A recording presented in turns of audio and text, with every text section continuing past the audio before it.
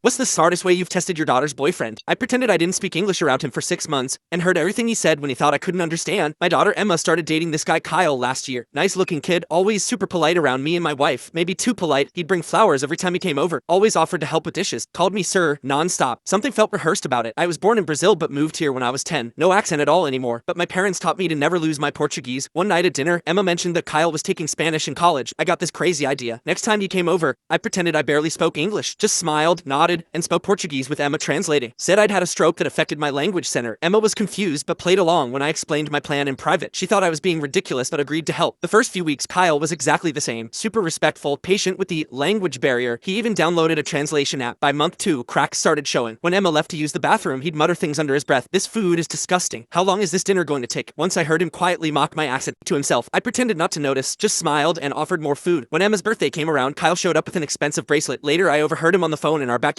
Yeah, I returned the cheap one and got the silver one instead. Her dad's loaded. Gotta look the part. That was interesting. I'm comfortable, but definitely not loaded. We live in a normal 3-bedroom house. I drive a 2016 Subaru. One Saturday, Emma had a shift at the hospital. She's in nursing school. Kyle came by anyway, said he left his charger. I let him in, still doing my broken English act, while I pretended to watch a Portuguese soccer game. He took pictures of our mail, our investment statements, even opened my desk drawer when he thought I wasn't looking. The next week, I accidentally left fake bank statements showing a negative balance and massive debt on the kitchen counter just to see what would happen. 3 days later, Kyle told Emma he needed space and wasn't sure about their relationship. Said he wanted to find himself before getting serious with anyone. Emma was heartbroken but suspicious. She asked if my test had shown anything. I told her everything I'd heard. We waited to see if Kyle would come back once the fake bank statements disappeared. Sure enough, 2 weeks later, he texted her saying he'd work through his issues and wanted to try again. Emma invited him over for dinner. He brought the usual flowers, called me sir again. I served his favorite meal, the one he'd called disgusting behind my back. Halfway through dinner, Emma started speaking to me in perfect English. I responded the same way. Kyle froze with his fork halfway to his mouth. You speak English? He stammered, looking at me. I've spoken English for 35 years, I said, almost as long as I've been able to spot guys who date my daughter for her money. The color drained from his face. Emma placed her phone on the table, playing a recording of him from last week. Once I'm in with her family, her dad can hook me up with one of his doctor friends. Then I'm set for life. He tried denying everything, said I misunderstood, that my English must not be good enough to understand context. Emma held up his phone. He'd left it unlocked when he went to the bathroom. And these texts to your friends about my rich family you plan to use, am I misunderstanding those too? He grabbed his phone and stormed out, called Emma crazy, called me a sneaky old man. Emma cried that night, but told me the next morning she was grateful. 6 months of hurt is better than years of lies, Dad. Kyle's now dating the daughter of a car dealership owner. Emma's with a guy she met at nursing school. He brings homemade cookies instead of store-bought flowers and talks to me the same way whether Emma's in the room or not.